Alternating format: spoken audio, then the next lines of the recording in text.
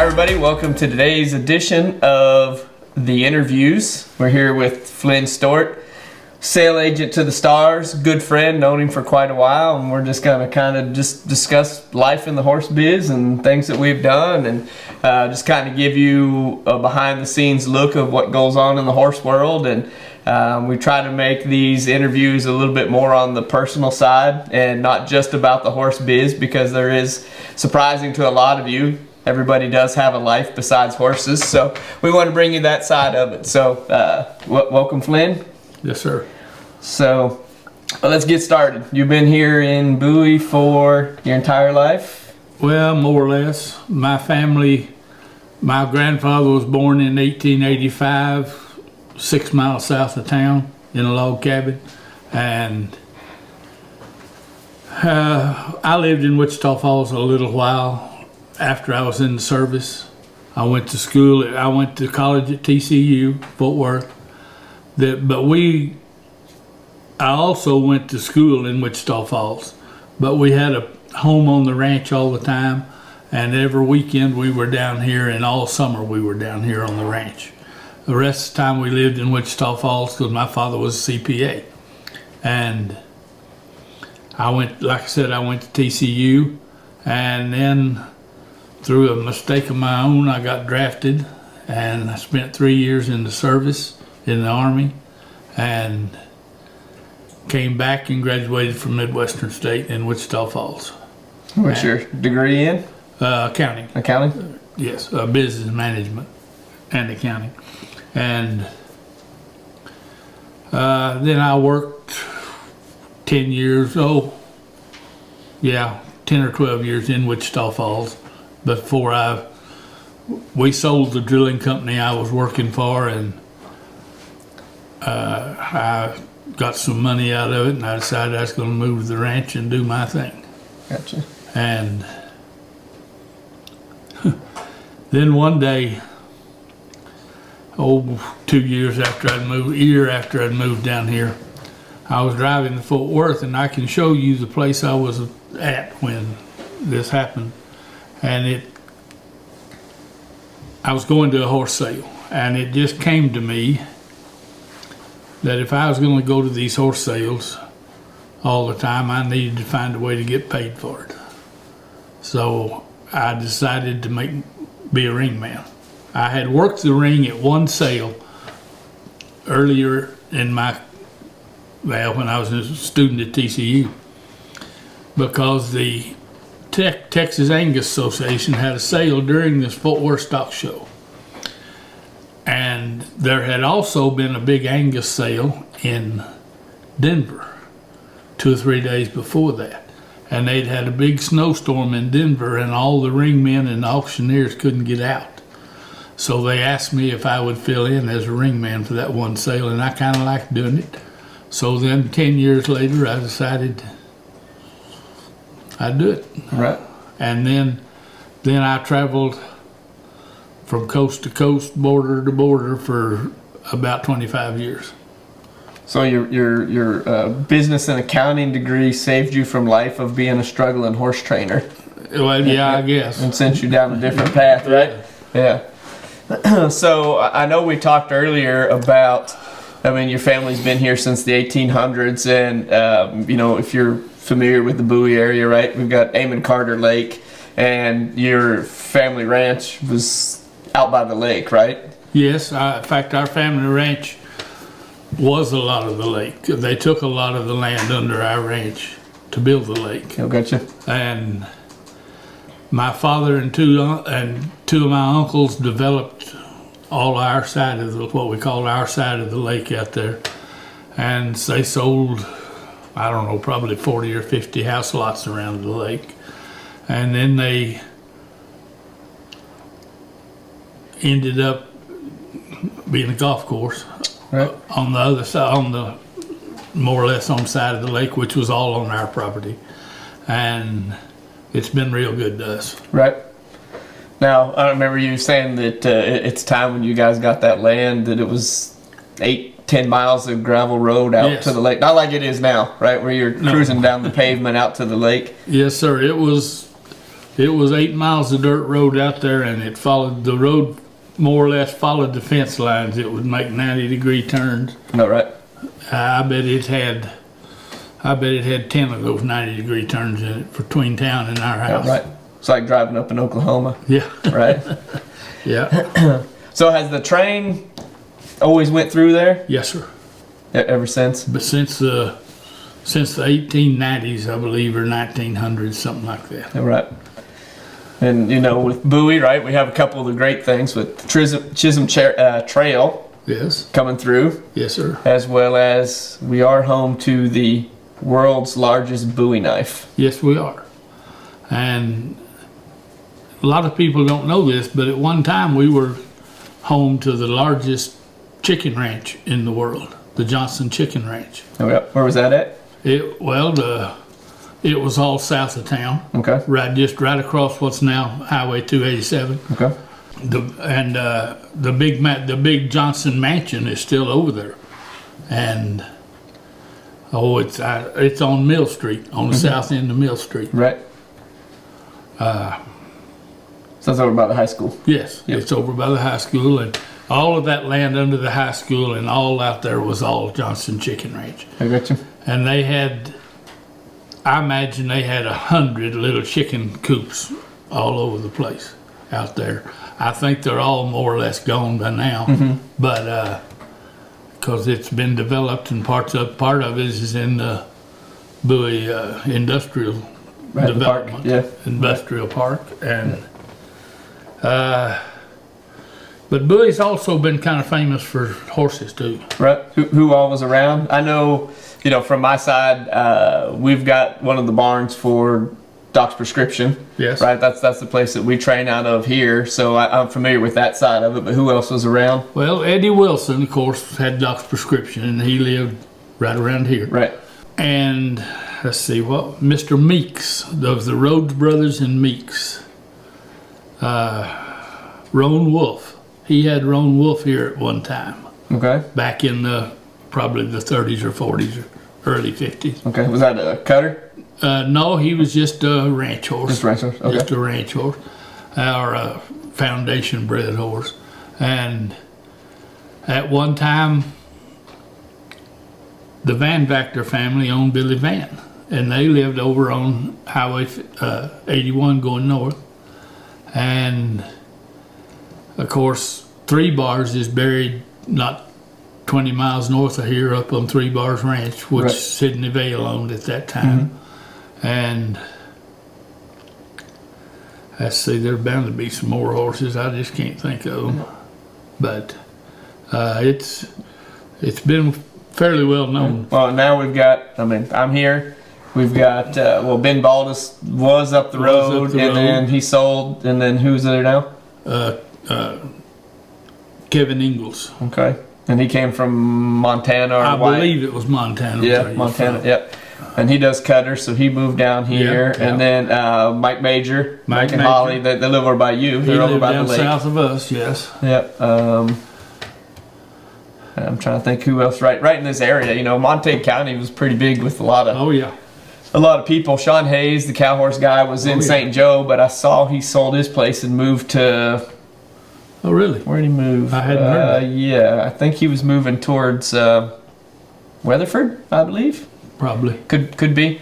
So yeah, there's been a lot of history with just the Bowie area over the years, and you know it's with just Montague County, right? I mean, you've got the Nocona Boot Factory, Yes. right? Which was Miss Enid Justin.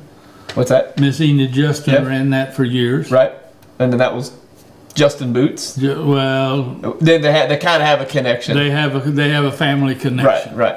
It's her. It was her uncle or something. Gotcha. Right, and then there's also Nocona Baseball Gloves. That's right. And that's the Nocona with a K, and I think they're the only American baseball glove producer in the world. That's right. Yes, I believe think so. that's Yep. right. So they're made up the road. Yes. So I mean, there's lots of cool things, and Sure. you know, I know when the whole thing with the Bowie knife was going on here.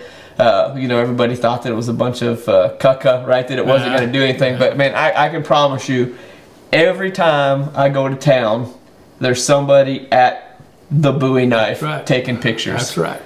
And I don't know what the official stats are, but the Guinness Book of World Records says it's the biggest one in the world. That's right. And the city didn't have anything to do with that. That was all privately funded through donations. And, of course, Bob Hadley, who owned Professor's Alibi, the big horse. Yep, right. And he also ran the horse program at Cal Poly. At Cal Poly. Yep. He lived here between Bowie and Montague. Yep. I mean, it's just crazy to think back that you know, I mean, we get so wrapped up in what's happening nowadays, right? That you forget the past, and that's one of the things that we want to be sure that when we do with these shows is, you know, discuss how things became, right? You know, we were talking a little bit earlier about, you know, that the NCHA has not really been around that long, right? And you know, we're talking about the generations of kids now that are even showing, and trainers that think it's just been around forever. And I mean, it was in 62 that they had the first fraternity. Right. And that was Sweetwater, Texas. Oh, let me make another point here. Amon G. Carter. He's famous for he was a wealthy man. He owned the Fort Worth Star-Telegram. Amon G. Carter Museum and Coliseum and everything's named after him. Okay. He was from Bowie. Oh, really? Yes. He was a second cousin or something to the Johnsons that owned the chicken ranch. And back during the 20s and 30s, their mothers would cook some chicken breast or legs or something up, fry some chicken. And the boys then would go down, and when a train stopped, they would walk along and sell it into the window, sell that chicken and biscuits. Right. That's why we still today in Bowie have the chicken and bread days. Well, that answers that question, right? I always wondered with That's that. Right. That's why they call it the chicken and bread town. Oh, nice. But it was because Amon Carter and the Johnson boys, and I don't know who all else, but some others, when folks would come into town on a train, of course they didn't have any train stations like they have now, of course, but they would just go along and sell it to people through the windows. Right. I don't know. I mean, that pays better than a lemonade stand, maybe. Oh, yeah. Shoot, man. Yeah, that works out well. That's why they have chicken and bread days. Yeah, cool. I mean, we've got now, you know, with the Bowie knife, right? We were talking with some people at the economic impact deal for Bowie, right? Sure. And apparently there's like a Harley tour that comes through here, right? And then they got to stop and take pictures everywhere, and it hits with the Bowie knife, and that's one of the stops for it. And then also they do the Jim Bowie days, and they have the recreate the Chisholm Trail. Drive. Trail drive, yes. Right. They do. That's right. You know, that goes through with there. The Longhorns, yes. Yep. Yeah. So I mean, you know, for a small town, I mean, there's lots of really cool and interesting history that's kind of went down with it. Yep. So with you know, all the cattle drives and everything that's went through over the years, then I'm sure there's a lot of big ranches here. I mean, up by the river. I mean, I know you still get into some bigger ranches and you get west of here because, you know, I've tried to explain to everybody is that, like, Bowie is as far west as you want to be. Well, at least for me, right? Because literally when you cross over 81, like, you're in West Texas, right? There's no more trees. Well, I always thought it was Wichita Falls, but anyway. Well, it's close. Yeah, but I mean, just down the road, you run out of civilization, right? Well, I don't know. I don't know whether I'd like to live in West Texas. I wouldn't mind it on one of those big ranches. Well, yeah. I mean, there's something to be said for it, you know? Yeah. And you know, I mean, you know, the Wagner Ranch is, well, like Jim Willoughby said a while ago, it covers darn near the whole county, Wellburger County, or it's over 300,000 acres. Anyway. Right. It's supposedly all under one fence. Right. I mean, now there'll be roads that go through it and split it, but it's all supposedly contiguous, Right. which is kind of amazing in this day and time. Yeah, for sure. I mean, that's a lot of riding. I know. Oh yeah. When Ben was there, he was talking about that it was a couple day ride from fence to fence. Oh yeah. Yeah, you know, I mean, it's not like saddling up and going across That's the right. 20 acres to That's check right. stuff. You know, I mean, that's miles. And I think one of the things, and I don't know that if it's a true story, but I think it probably would be, is that like most of the towns around here are all roughly 30 miles apart. And what I've always heard was that's about what a horse can go That's in right. a day, That's right? So that's why Well, everything is basically. So you always know when you're on a trip around here and you're coming home from somewhere that every town you go to, the next one's probably 30 miles away. Yeah. And That's really, now you get down to East Texas and they're closer together. They're thicker down there than they are here. well, they got more trees. Yes, they do. So yeah, I always thought that was kind of an interesting deal. Yeah. Shoot, you're old enough. You probably went to school in horse and buggy. No. No? No. You didn't have that? No. Okay. But let's go back and start talking about kind of your transition into the horse biz. So, did you ever spend any time training horses, or you just kind of do everything on your own? I mean, I've known you for a long time, and it's always been sale horses Yeah. from since I've known you. But before you got into the sale horses, when you were in school, I mean, were you training anything for No, the not public? really. Or no? Not really. No, I never trained for the public. Yeah, just for yourself. I have fitted some sale horses for the public, and I got a partner in South Texas, and he was very good, and he was open for anything I was open for, and he didn't charge me any interest on the money, and I didn't charge him anything for keeping the horses and getting them ready to sell. And when we sold a horse and made some money, we split the profit 50-50, more or less, every time. And it was very good. It was very good for me. Right. And plus, in the cutting horse business, in the horse industry as a whole, the usual or normal commission is 10%. And 10% of a lot of money is a lot of money. Right. And I was pretty good at selling horses. I carried a camera around with me. I took pictures of, which is, at first we had to have developed. Right. But Yeah. then we got to where we didn't, and I was pretty good on pedigrees, and It's pretty good is an understatement. Because if you've ever hung out with Flynn and Jim Willoughby, it's a history lesson on pedigrees from the beginning. And I mean, you guys know all the sires, all the dams, who rode them, and so that's the part that's always amazed me, because I can't remember the names of them in the barn, period, and they're ones that I own. Well, it was something that I was pretty good at, and the biggest commission I ever made on a horse was $30,000, and that was, I sold a horse to some people in California, and Well, I mean, that's the biggest. What's the highest dollar horse you ever sold? You don't have to say who it is or whatever it was, but well, the highest one I ever sold was $300,000. right, okay. So That was- same horse then. Yes. Yeah. No. Yes. Yes. Right, Yes. right. Well, there's two of them. In Oh, fact. gotcha. Yeah. Okay.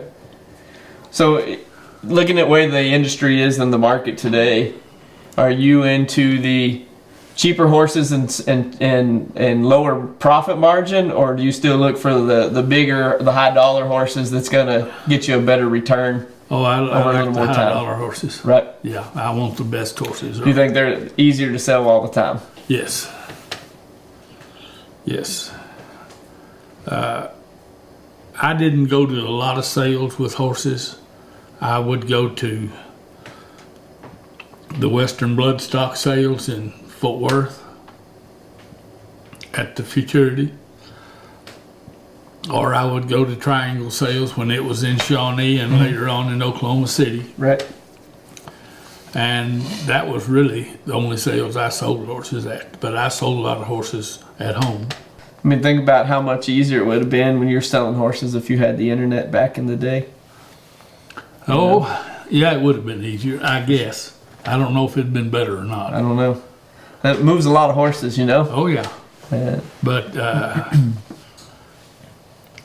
I didn't ever have any trouble moving horses, and as many as there are now, Yeah. if they don't want yours, they'll just go to the next website and Right. check that one out.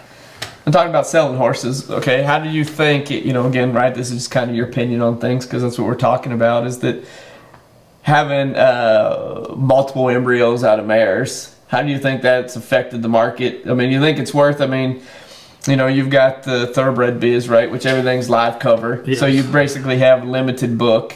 And, but now you've got it to where, you can flush and get 3, 4, 5, embryos out of a mare, right? So, how do you think that's affected? Is that a good deal or a bad deal, do you think?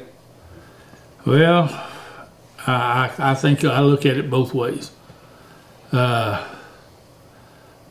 horse market as it is today is really good everywhere. I mean, even at the local buoy sale out here, it's Right. good. And these people having sales online and just having horses listed on their website and just like that, it's Right. amazing.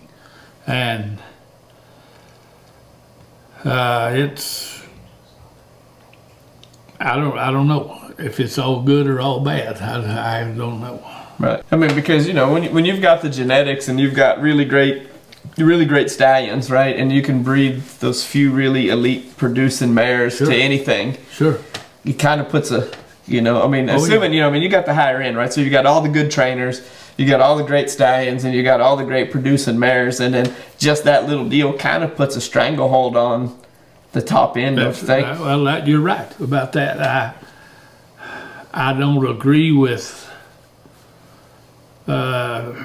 registering 400 babies out of one stud in a year. I don't agree with that, but I don't know how without cutting them back to one, I don't know how you, to one a mare, I don't know how you cut that out. But Right.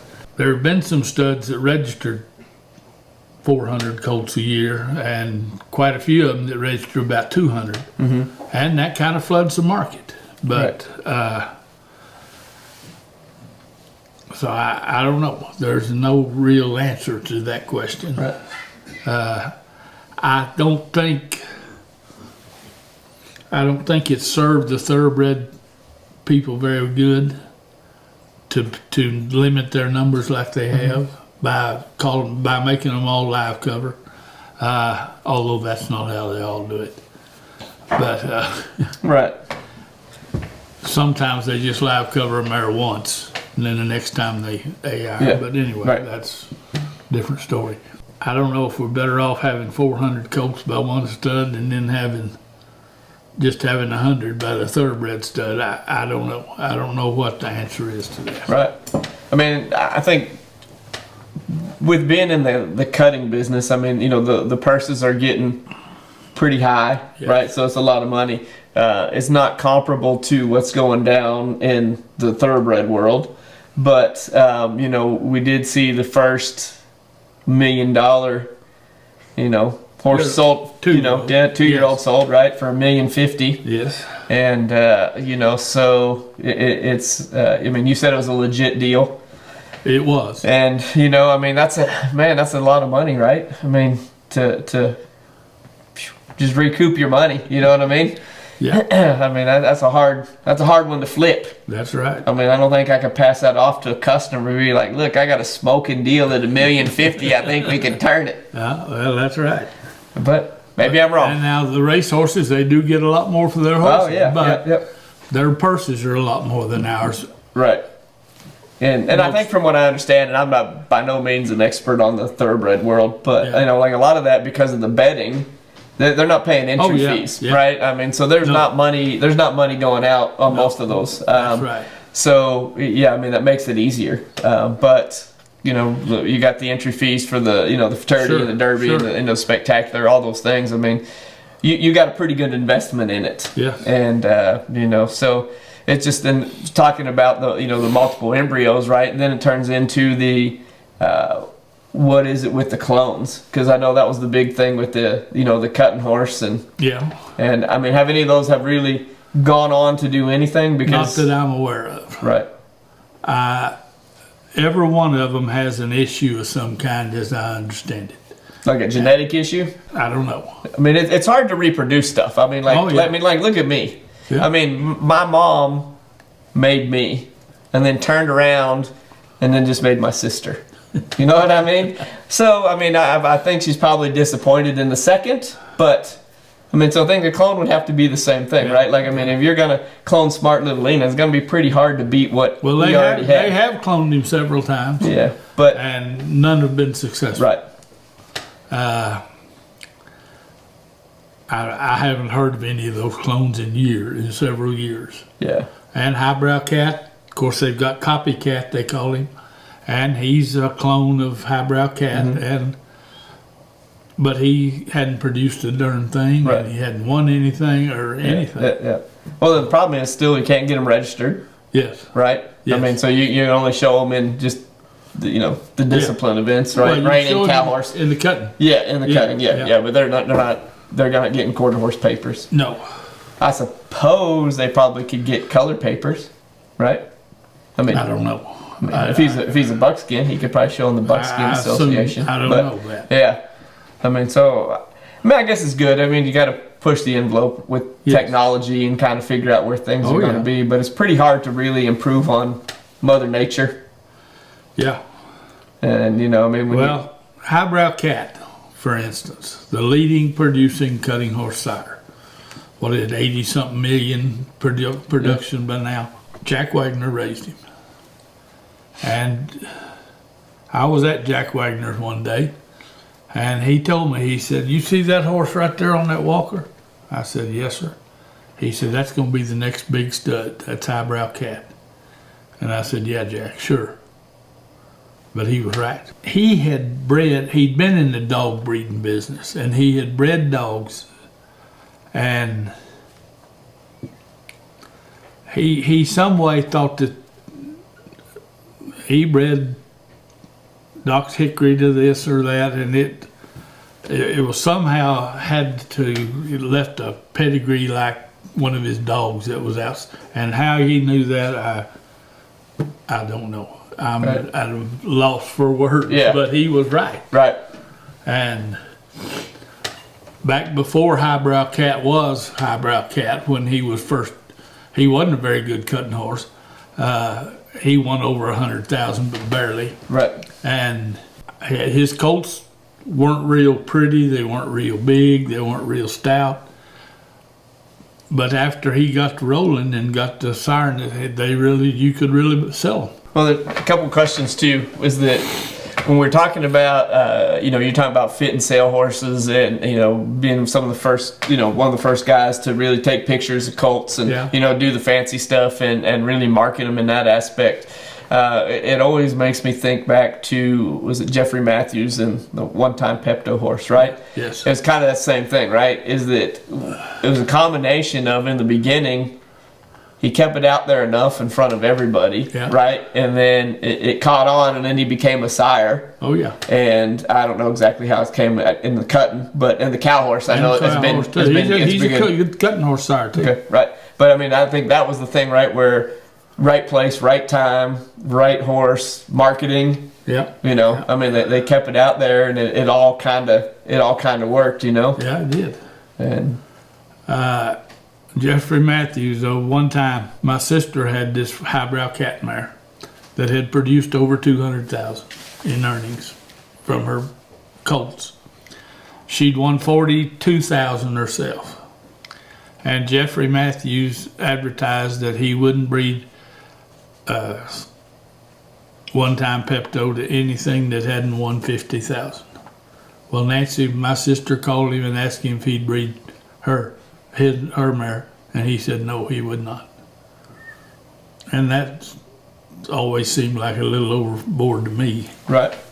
I mean, but right, in hindsight, it's worked out. Oh, right? Because well, I don't know about that, but it has worked out some. Yeah. Yeah. I mean, you know, it's Oh, it was a valid thing and it worked for him. Yeah. Right. Yeah. You know, so that's the thing, which then brings up kind of my next topic is that how do you think the versatility of things have come now, right? Because back in the day, right, it was halter in the morning, ride them in the afternoon, right, all that stuff. Oh, so yeah. you had the versatility of it. And then it's become really specialized. But now when you look at the AQHA with, you know, the ranch horse stuff, the versatility, it's all kind of coming back around. I mean, you think that's going to change the way that a lot of these horses are bred as far as what we're going to look for? You know, get back to more diverse horses rather than the specialties? Well, I think we will. You know, back in my day, in my early lifetime, the halter horses brought more money than anything. Now I haven't even seen a halter horse, and I don't know when. Mm-hmm. I don't get the journal, but I guess they're probably I think they're probably still out there. I don't know where they are. Right. The Western Pleasure horses, they were just walk, trot, lope horses, and they're old news now. But the reining, the roping, and like you say, the cow horse and the ranch horse, the ranch versatility horse, and that's what they're looking for nowadays. Right. Horses with a purpose, not just to look. Right. I mean, I suppose if you're in the Western Pleasure, you still think the Western Pleasure is good, or you're in the halter, right? I mean, you think that's good, but I don't. But I know that's not the word. That's not the word we're in. it. Yeah, right. But yeah, I mean, that's where I see the trend coming back to now, right? Is the more versatile horses Yes. that anybody can ride, and you can take it out and use it and do it, and you know, he's not just for the show pen.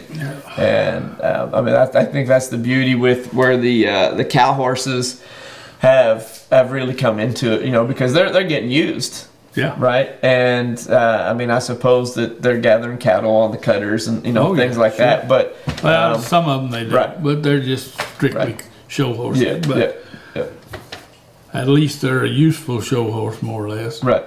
But back in the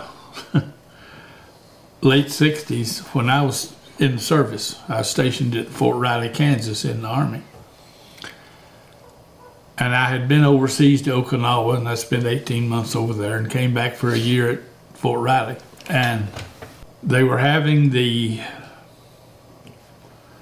Kansas State Fair down at Newton, Kansas, which is where they always had it.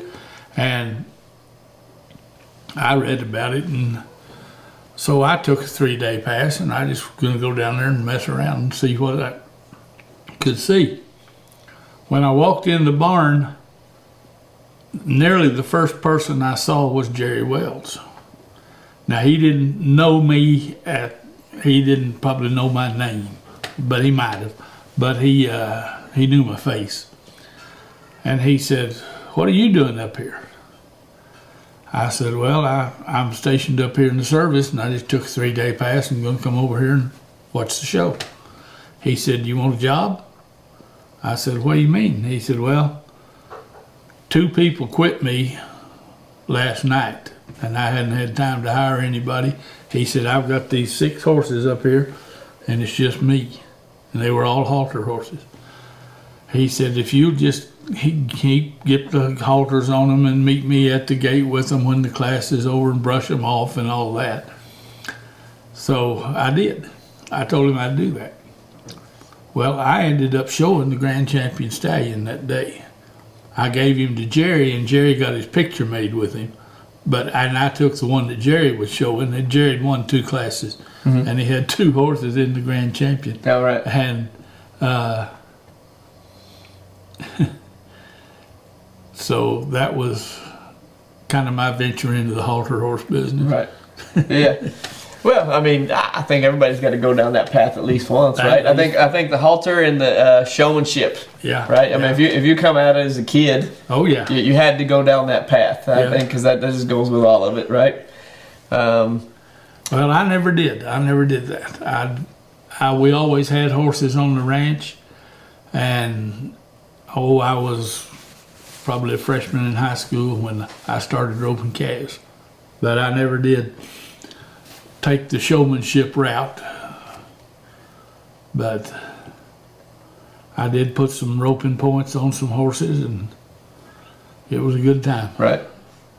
So now that you're kind of winding down and not flipping as many horses and fitting a bunch of stuff, what do you do to occupy yourself in your spare time? Oh, I take care of my sister's horses and my brother-in-law and sister, and other than that, I just kind of hang out around the ranch and around the house, and we've got cows and stuff like that. So I just hang out. Yeah. No golfing. No, I don't. No basketball. No running. No. No. Man. I had a stroke 7 years ago, and it's affected me 2 or 3 different ways. I can't ride a bicycle anymore. I just can't keep my balance on a bicycle. So, and I don't know, either I injured this shoulder or the stroke might have had something to do with it, but my shoulder's bad. All right. Or roping. Or too many years of roping. Right. That's right. Yep. That's right. Well, having done all the things that we have done, with the flipping the horses and the riding and being in the business as long as you've been, I mean, where do you see us going now as far as the horse sale business? I know you talked about, I mean, horses are pretty high right now. Yes. And I mean, you think that trend's going to keep going for a few years, or I mean, is it kind of the bubble going to bust somewhere here along the line? Oh, I think it'll last. I think it'll stay for at least 10 years or so, maybe. I don't know. There's just too much going on all the time for everybody. But down in Texas here, anyway, we still like to have our horses and cattle. Right. And that's... Right. Well, coming off of last year, with the whole COVID thing, I mean, and rolling into this year as well, we've had a lot of... the horse sales have not slacked off. No. And, we were still showing horses here in Texas. Yeah. I know a lot of other people were kind of not so happy that Texas was still showing and going, but I mean, the fraternities went on, the big shows went on, maybe some of the little stuff got canceled, but I thought that was the interesting thing, is that with people being out of a job or not getting to go to work because of, I don't know if they had more free time and they were on the internet, or they just wanted to fulfill the dreams because they're thinking it's the end of the world. But I mean, there was a lot of people still looking for horses. And did you notice that same thing? Yes, sir. Like I say, I don't handle any horses anymore, but I'll get a call every month or two. Say, you got any mares, or you got any this or any of that? And I said, I don't do that anymore. But they just still look for me. Now you're hanging out helping us on our projects right here with the stuff we're doing for Global Horse Network. That's right. And we know we're making it go, and it's again, right, it's giving us the opportunity to look back, right, and sure. and understand where we came from and how the things got to where they are. I think that when we were talking about how styles have changed over the years, from the cutting and the reining, but I mean, your market was a lot of the cutters. Yes. But think back to those first fraternities and the first world shows and the things that went like that. How much has that style changed, and why did it change? Because you see the old photos of those guys showing, and they've got one arm up here, right? I mean, and they're holding on. I mean, who was the first guy that said, I'm going to hold on? And why, and then how did that change things from that point? Because there had to be somebody that said, I'm going to hold on. Well, I think probably the first one that I ever remember holding on was Matlock Rose, and he used it so he didn't flop over here or over there. He stayed right in the middle of his horse. I don't know, but. And Buster Welch, he probably held on back then too. I don't remember for sure, but right. The old guys back there in the 40s and 50s, the beginning times of cutting, they didn't. Their horses weren't nearly as precise as they are now, or as they got in the 60s and 70s and 80s. Mm-hmm. I mean, they would round a turn and come back, and they was just out there kind of running around. If they were in front of a cow, that was good. Right. But if they weren't, they still just running around. Right. And A lot of those guys back in those days were old cowboys. Right. They weren't cutting horse trainers. Right. Or cutting horse showmen. Yeah. They were old cowboys. Right. They worked on the ranch and Monday through Friday, and then they went to cutting horse show on Saturday. Yeah. But that's all there were back in those days. Yeah, I mean, because you got to think, like, all this stuff started in the beginning, right? And you've got these old cowboys that have taken, and I mean, they're used to working cattle or roping and things, so they're never holding on anyway, right? Oh, yeah. So then you got to think there's the first guy that said, "I'm going to hold on," right? And then the first guy that said, "I'm going to put splint boots on or polo wraps," I mean, like, where, when did it, is that just a gradual deal, do you think, or is it just kind of because you think about it, when you're just showing and you're using work pads, right, or your work equipment, because that's what the deal is, right? When does the switch get flipped to be, now it's going to be show horses, and we're going to do manes, and we're going to do tails, and we got a fancy clean saddle, and now we got show pads? I mean, was that just a gradual thing? I mean, I'm asking because I've not been there, but was it a gradual thing over the years that these things kind of come, or was it just somebody was like, screw it, and I'm going to go ahead and look fancy? In the cutting horse deal, it evolved over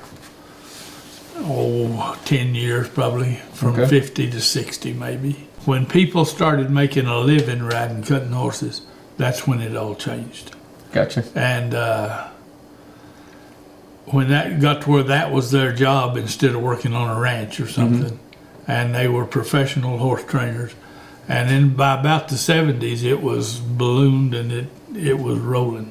Even then, you saw, back in those days, you saw some of those old timers would come out and not hold on, but that you don't see that anymore. Right.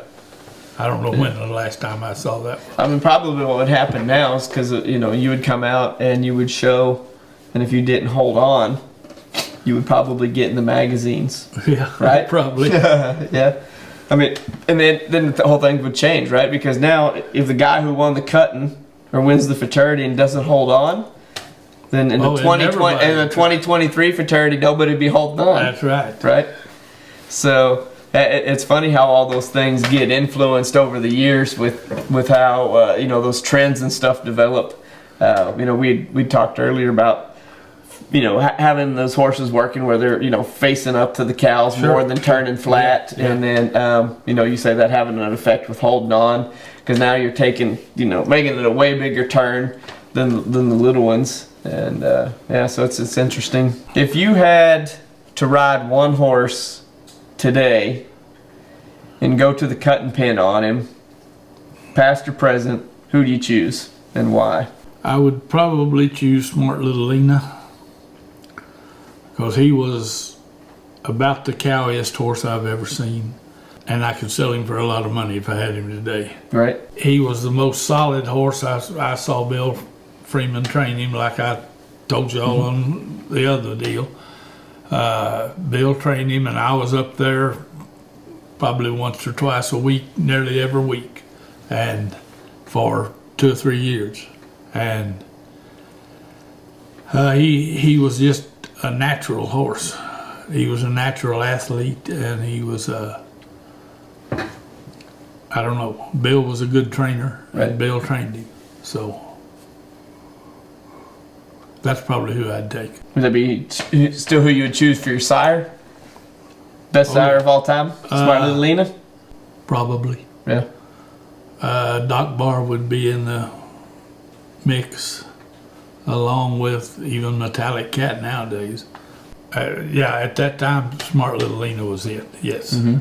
Well, I think that, with those styles and everybody's opinion, and I mean, it's like buying the cars that are hot, right? You got to have those horses. And do you think that nowadays that you could take a horse like Smart Little Lena or, Doc Hickory or, some of those and put them in the arena and the show pen with horses that are competing today, and those horses be successful? Yes, I do. Right. Not all the horses from those days, but Smart Little Lena would be.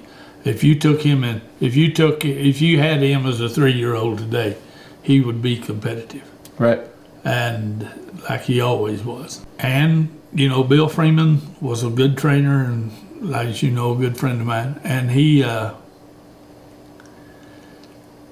trained lots of horses besides Smart Little Lena. But then Gary Belenfant, who's about the same age as Bill, he won the Futurity just 2 years ago. Right.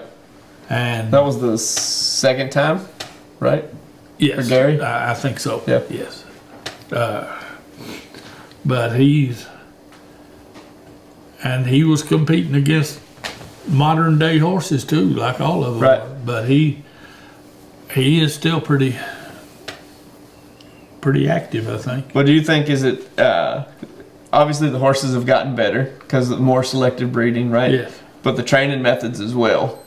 Oh yeah, they're a lot better. So do you think? Yeah. So you think the older trainers that have been able to adapt and stay with it are still in the hunt, as opposed to those who just stuck with what they're doing?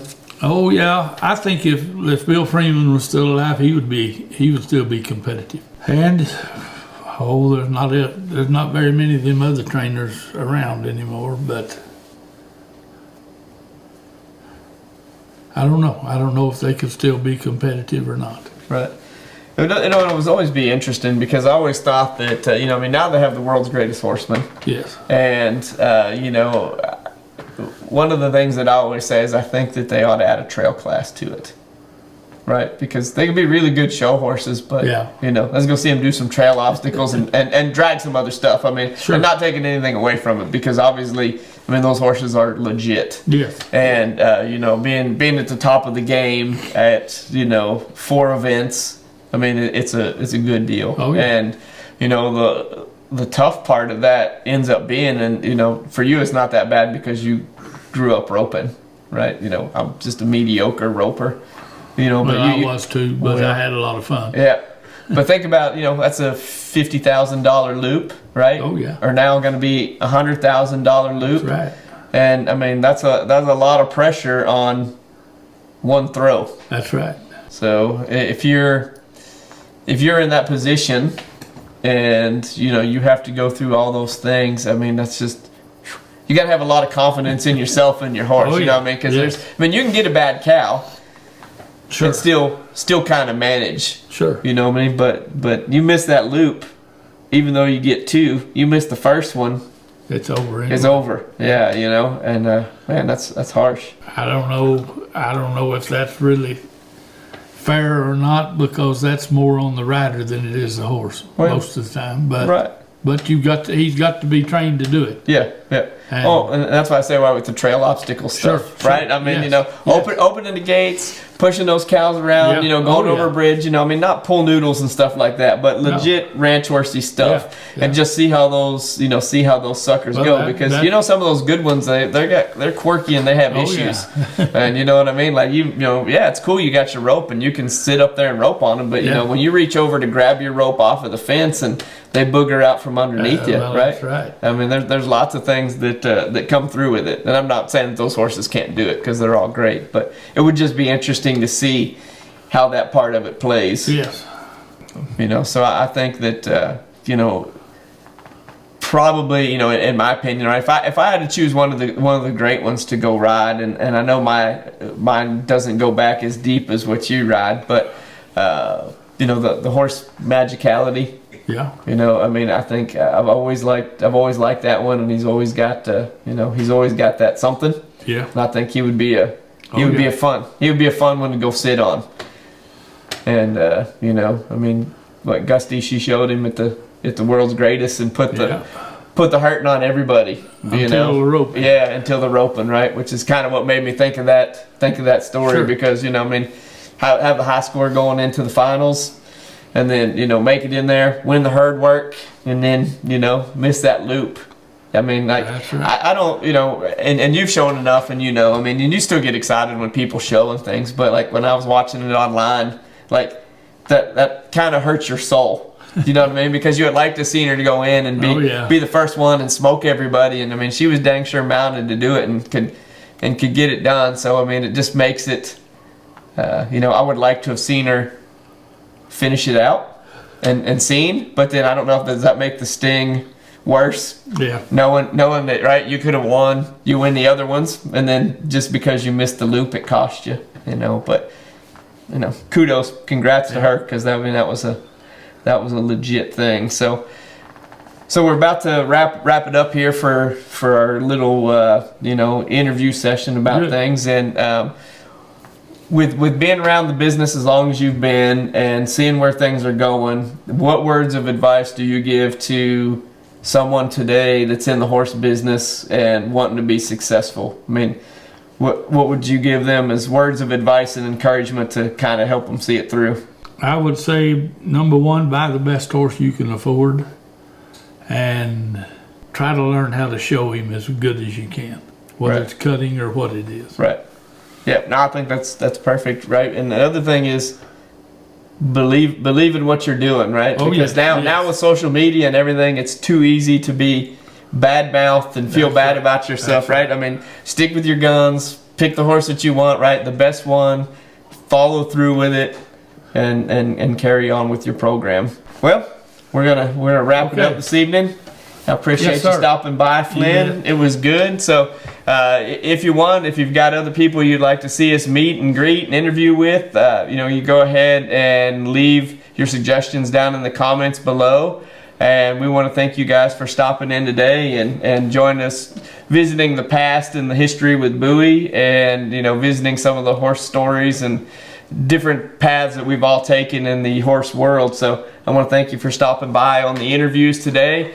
I'm Steve Kutie with Global Horse Network with the interviews, and we'll catch you next week.